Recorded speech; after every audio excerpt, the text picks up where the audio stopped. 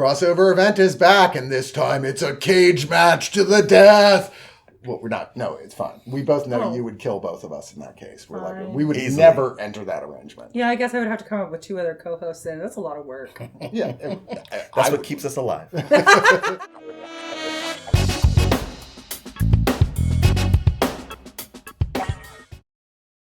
I'm Chris from oneofus.net, and joining me is...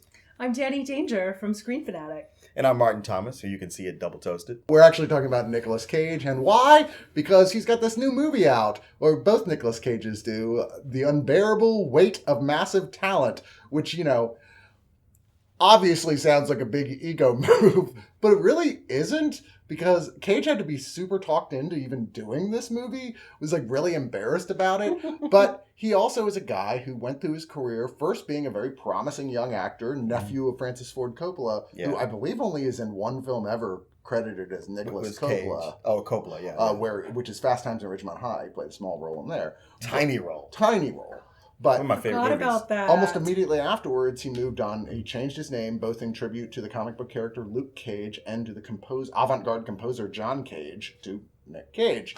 And I think Valley Girl was one of the first things that he did. But either way, he has a massive list of films. He started strong, went to this period where famously he was like being captured by people like TMZ, doing wacky stuff, and maybe not handling his alcohol well, and then spending way too much money on goofy stuff. See, that I knew it seemed like things changed when he married Lisa Marie Presley. Yeah. And then just start buying any crazy thing he could think of. One of his like 5 marriages, by the way.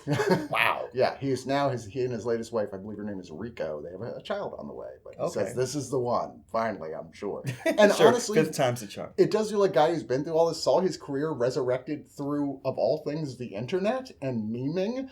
People going like, look at these crazy collections of Nicolas Cage making insane faces and doing insane things from his movies. People kind of slowly, at first it was like a joke, we're making fun of him. And then it was affectionate. And then it was like, we genuinely want more Nicolas Cage. And now he's kind of back at a career plateau again with this movie where he's literally playing himself and a version of himself when he was like in his crazy period.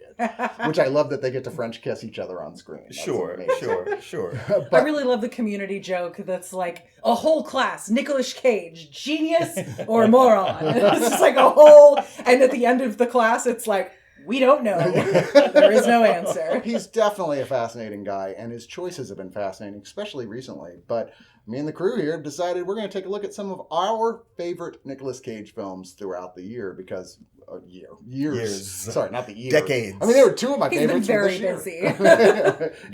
During the quarter, or is it half century? I looked at, there was like one decade in I think the 90s where it was like looking at the amount of films he made, which was like, no, I'm sorry, the 2000s. The amount of films he made versus some of the other best known actors. And his was like 46. And like Leonardo DiCaprio, 9. It was just like, whoa, everybody else big was like, around somewhere between 10 and 15, and he's like 46. Holy shit. Anyway, there are so many things to have to possibly choose from on this list. I mean, I fought with myself, and part of that is because there's stuff I'm like, God, I love this movie, but I haven't seen it in so long, and I don't know if I have time to rewatch it before the show, so I'm going to put this on if I have time, I'll add it to my list. Sure. Which I didn't. So I went with myself, some of the stuff I actually know by heart and love completely. But we're going to do, as we do on Crossover Event, the round table here, and just sort of pick the films. I'm going to go first with David Lynch's Wild at Heart, which is probably of the Lynchy Lynch films. And I mean, like, I'm not counting The Elephant Man or The Straight Story, but you know what I mean? Like, the bulk of his career is probably... Before he did The Straight Story, it was probably the most accessible. Yeah, it was probably the most accessible. Even that being even said, it's totally batshit crazy film that has the Wizard of Oz as like a primary element in it. It's got the weird, like, the Diane Ladd plays the mom, who is also sort of like akin to the Wicked Witch of the West, with lots of scenes that are like, it's not like subtle. It's overt. Sure. And she's actually the female love interest in here, the secondary main character, Laura Dern. She's her real mother, and she plays her mom in the movie. So it's like, oh, that's kind of cool. But Cage, I feel like this is really the first Cage movie where I went, this is the birth of the modern day Cage persona of the completely insane, over the top, sort of like a actor's Elvis, which is very well. It was very Elvis-y, where you had Val Kilmer come in as Elvis, or a manifestation of Elvis. Mm-hmm. This is the first time we got to learn about Nicolas Cage's obsession with Elvis. Later in the movie with the Vegas wedding. Was that the name of it? Yeah, Honeymoon in Vegas. Honeymoon in Vegas, yeah. And then him marrying Lisa Marie. You're like, wow, dude, you just took it all the way. Yeah, you went too far with the episode. Yeah. The man commits. That's true. That's method acting right there. Even though he's more of a Stanislavski guy, reportedly. But it's one of the, I call this like an introduction film to David Lynch, or someone's like, I never really watched any David Lynch. Mm-hmm. I'm like, you probably want to start with Wild at Heart, because you'll understand everything that's happening in it. Oh, you wouldn't start them with Eraserhead? God, no. That was like literally the last David Lynch film I watched. I was scared of it forever. Like, I don't know if I'm going to do Eraserhead. I saw it on a dark and stormy night at a theater across town. Yeah. Okay. Well, it totally freaked me out. It's also, I mean, it's a Lynch film, so outside of the two previously mentioned not Lynchy Lynch films, it's batshit crazy. Yeah. This is as well, but it's fun. This has sort of elements of a Hollywood thriller to it as well, which is odd for Lynch, that it's just sort of like moving ahead with big action scenes and like crazy fun dialogue and musical numbers, and just like one of my favorite scenes is where he sings to Lula, his girl, in a bar, like literally just goes up to the band, is like reaches his hand up and they just throw him the microphone and they don't know this guy, and he's like starts singing like Love Me Tender, and this is amazing. I wish real life was like this. You know how many guys went to bars trying to do that very thing? And the band was like, bouncer. Yeah. Anyway, what about you, Danny? This is probably not going to shock anyone who knows me really well, but it's got to be Moonstruck, right? I absolutely. I mean, of course, like my entry point into the movie is Cher, right? Like this is just Cher being her most incredible, most New York, like sort of like single widow thing going on. She's engaged. There's so many funny, touching family moments in this movie. But you know, when you get into the first part of the film, you're like, who could they possibly choose that could hold the screen with Cher and this character that Cher is doing? And Nicolas Cage is just perfect. I did have like a good friend growing up whose mom thought that Nicolas Cage was the hottest thing since Fresh Baked Bread. Oh, I'm assured that there's still whole sections of New York City where his character from Moonstruck is considered the sexiest man who's ever lived. That was the thing, because he has a very, I guess, unconventional look, is what they call it. Yeah. But he had that period where he was a big sex symbol, and may have started with Moonstruck. And I totally get it. Like, yeah. I mean, and there's so many details to his character, like, and he's just so Italian, like just this bread is like he's so intense, he's so emotional, he's so romantic, and not in the traditional, like, you know, Harlequin romance, but just romantic in that he feels everything so intensely and passionately. And Cher's character is this very logical woman, and I love the moment at the end where, you know, Olympia Dukakis is like, you know, Mo, do you love him? And she's like, oh my, I love him something awful. And she's like, that's too bad. I mean, that's just like my whole heart. And there's so many things about the movie that I think really aged well, even though it is very much a product of its time.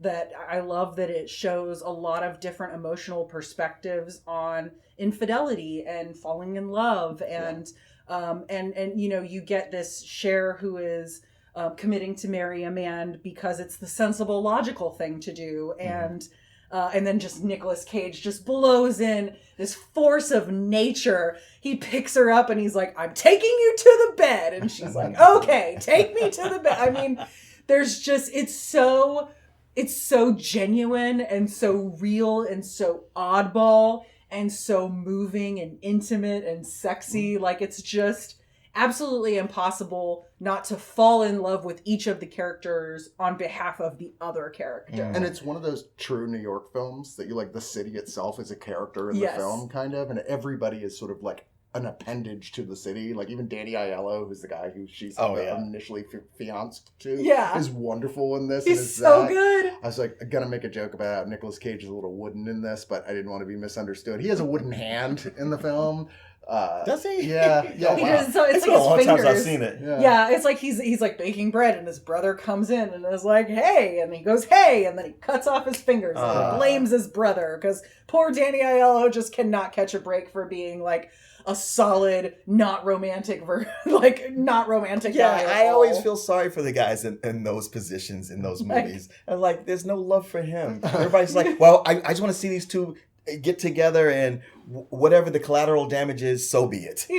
I love like in the last part where he's just like standing there and the two characters have just gotten engaged and he's just gotten unengaged and he's just kind of standing there looking totally dumbfounded, and the grandfather just comes in and he's like, "Here, have some champagne, your family now." It's just so good. I got to rewatch this like about a year ago because my wife had never seen it, and she was like, "That was wonderful. I don't think I've even heard of this movie." I'm like, a lot of people haven't, and it's a shame. And I think people focus on the wackier side of his career, the action side. And the truth is, he was capable of pulling off these like sort of more down to earth. Well, he still brings Crazy Cage. It's still Crazy into Cage this role. It is just as much Crazy Cage as any of his other just roles. A broken guy. It's just he's just so relatable and lovable. And like every time I see a giant full moon or Cher's beautiful head of bouncing hair, I have this feeling of love and attraction for Nicolas Cage, which I don't feel in any other circumstance except maybe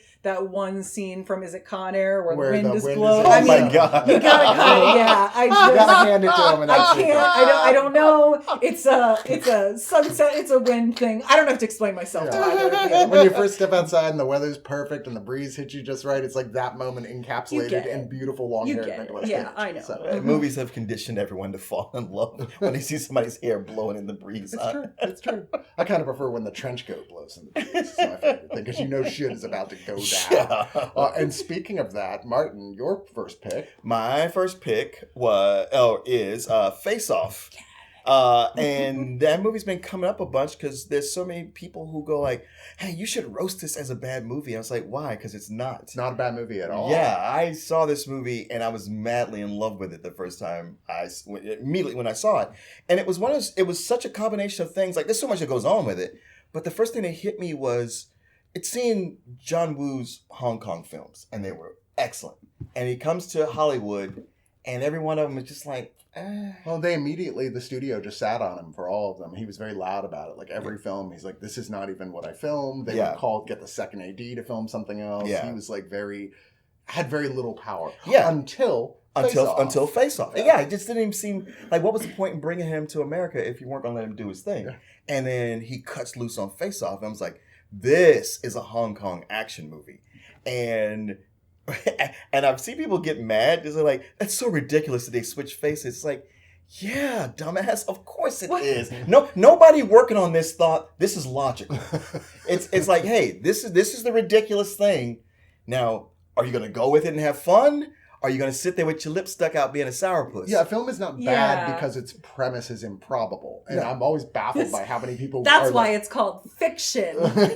I was like, it is like near future reasonable. In fact, they've done stuff kind of like that. I know. So it's okay. I mean, even the scene in it where they digitally create the ear, they can do now. I know. You know? Now we got 3D printers. Yeah, exactly.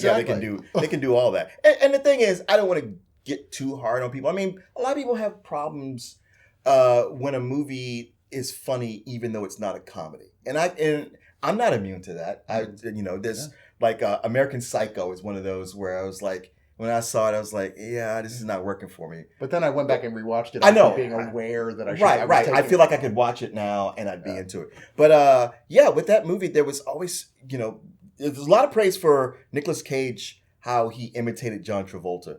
But I also thought Travolta did a great job of imitating Nicolas Cage. I thought they were like on equal levels with each other. I mean, that being said, I could imagine someone else playing Travolta in that role, like Travolta's role. I can't imagine anyone else playing Nicolas Cage. Sure.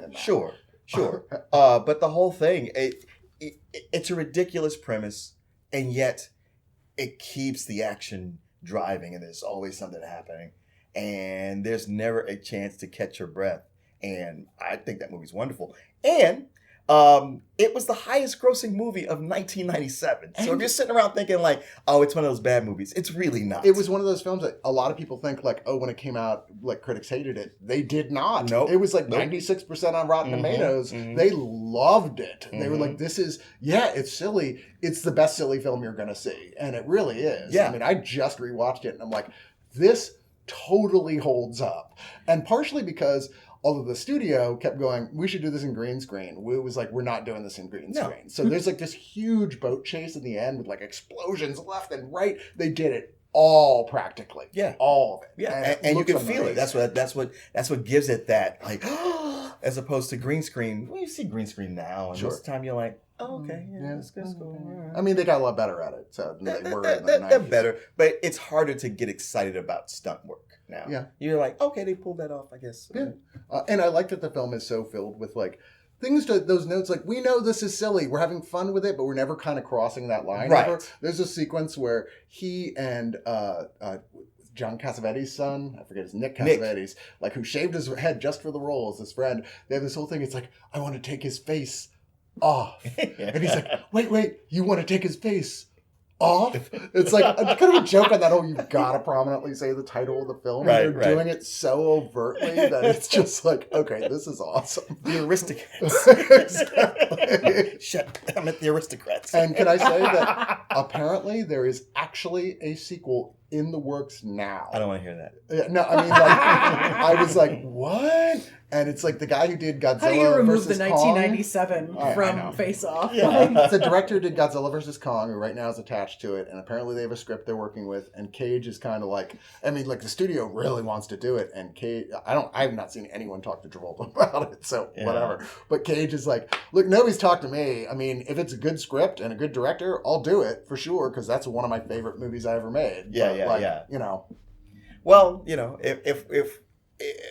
if what we hear is true, he's paid off all these crazy debts, so he doesn't have to just take anything. In fact, apparently, the new film Unbearable Weight is the one that finally pushed him over. Pay off where he's like, he's good. Okay. Yeah. Everything is paid off now. So good for him. Okay. Good. I'm happy to hear that. I love that movie so much. Anyway, for my next pick, I'm going to go with another film that's often attached to that as part of it's referred to as the Holy Cage trilogy, along with Con Air, which I was never as big a fan of as everybody else was. It's in that Michael Bay universe. Yeah, but in the Michael Bay universe, The Rock was just the exact right freaking thing. And it had that same level of just batshit crazy over the top action scenes that were incredibly well filmed. The chemistry between Cage and Sean Connery was just amazing. Losers always go home and whine. I mean, like, it's perfect. With him, like, as sort of the scientist guy, I'm a chemical super freak. And Connery is sort of like the con who's just like, oh, God, this is what I have to work with here. And it's just fun. Yeah. It's just so much fun throughout the movie with just unstoppable, badass action. A car chase scene that, and a lot of people that I don't see people talk about this often, but the car chase scene, and they've said this, is intentionally in a parody of every classic car chase scene. Like they do all the things through the car chase that are famous bits from other really famous car chase scenes, like going through the fruit stand and stuff. Yeah. You're like, oh, this was actually a big like insider nod towards the classic car chase, and it's a great car chase. Yeah, it is. I love Cage in that movie too. Paired with Sean Connery, because it's perfect how he manages to kind of make Sean Connery's persona funny without making Connery the butt of the joke. Like it's a very delicate balance, because how do you make Bond funny? Like, how do you make this very serious, outside of the dumb one-liners, intense actor funny in his own persona, like being himself without making fun of him, and it just nailed it. And he's kind of playing a alternate universe Bond here, where he's like the guy who used to be a super spy, and then the government totally screwed him over, and like because he's too dangerous and knows too much, and so they put him in a prison. So it's like that guy after that sounds like how Bond would end up if he didn't die. Yeah, if they didn't assassinate him. Yeah, exactly. But yeah, if you've still never sat The Rock, if you're like one of those people who understandably is like, I don't want to watch a freaking Michael Bay film because most of them are not very good. The Rock is a very, very high point for him, and for action movies, for Cage, it's a very, very high point for him as as well. True, very true. Yeah, I would say in terms of like action movies of that age, they're like, if you had to tell somebody like, here's Saturday just to understand the 90s, I want you to go watch these 3 action films. The Rock would definitely be on there, along with like Die Hard and Lethal Weapon. Yes. Yeah. Yep. Nailed it. Yeah. Danny, what's your second choice?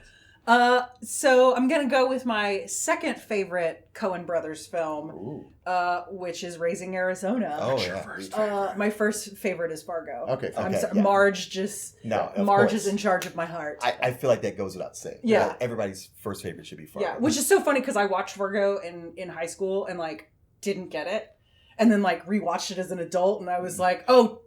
Teenage me, you're so stupid. This is great. I come under the theory that every Coen Brothers movie takes 2 viewings to actually understand everything that they're trying to do. Even when you love it the first time, you watch it the second Still time, you're need to like, see it a second oh time. wow, there's so much more here than I saw the first time. Yes. Anyway, but Yes, Raising Arizona. Raising Arizona their second is film. So good. I mean, it's Nicolas Cage playing every poor dumb white guy that grew up in my town.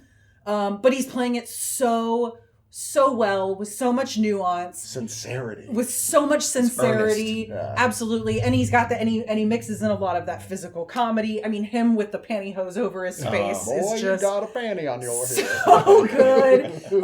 Like him actually trying to like stand up to Holly Hunter and prove to his friends that he wears the pants. Like, I'm sorry, in a room with Holly Hunter, I feel like nobody could wears stand the up to pants. Holly Hunter. No, that's her whole skill. Absolutely just shooting not. down narcissistic men. And Absolutely. like movie after movie, you're like, why are you arguing with Holly Hunter? And the two play so well off of each other. Even his hair is like the embodiment of chaos. Sure. Yeah. And she's like the embodiment of like order. And the two of them like trying to raise this kidnapped baby together. It's funny. It's a good. classic Hollywood screwball comedy, but that's set in a completely non-Hollywood sense. Like our setting, like Hollywood didn't make movies about characters like this, but in tone, it's very much just a classic screwball comedy. That's true. You know, and it's funny, it's romantic, it's got so many great side characters. I mean, John Goodman in this is like this little prison when he like bursts through the muddy, raining earth. He's birthed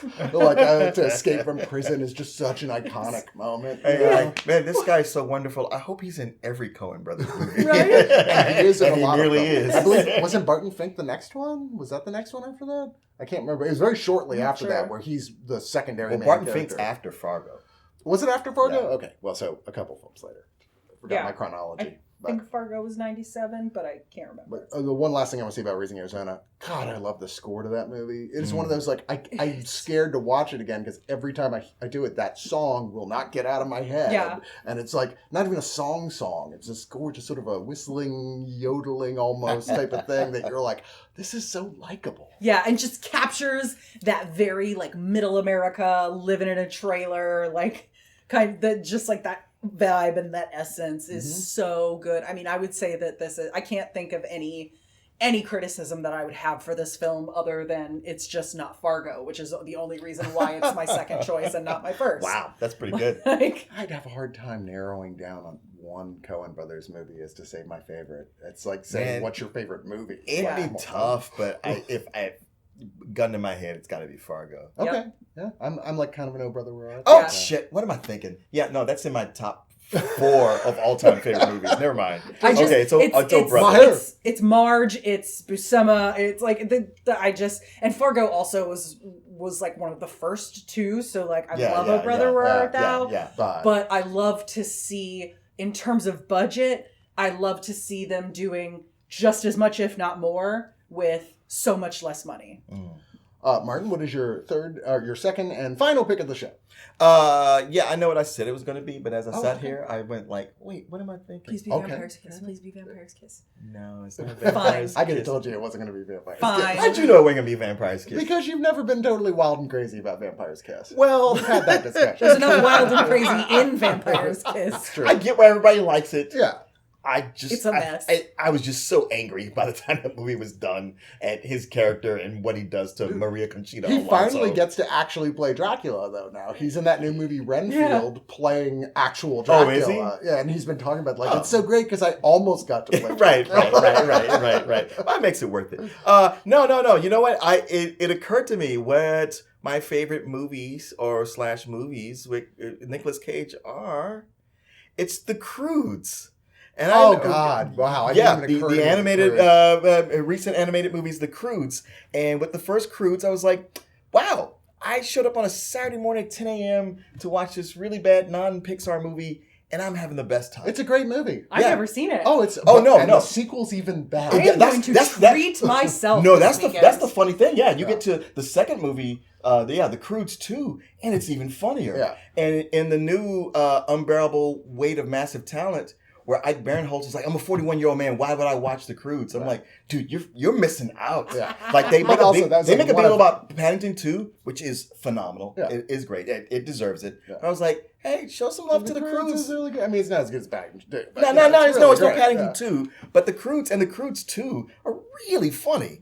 And Nicolas Cage pulled back. At first, you might not even recognize that it's him doing the voice of the father, and they're basically the Flintstones. Yeah, I was going to say he's Fred Flintstone. Yeah.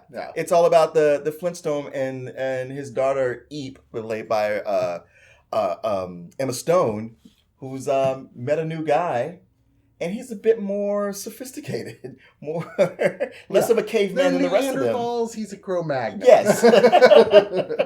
So there's a whole thing going on back and forth with them, but until they get to the second movie where they meet a family, the Bettermans, who are even much more technologically advanced and more of a yuppie couple that they're having to deal with. They're one of those like, no, come on in, and like constant passive aggression. Constant passive aggression. But those movies are so much fun, and Nicolas Cage is great in those. And you see his name, you think, wait, is he going to Cage out? No, he plays it just as he should. He's enough Cage. He's enough to make it exciting, but not enough to take over the movie.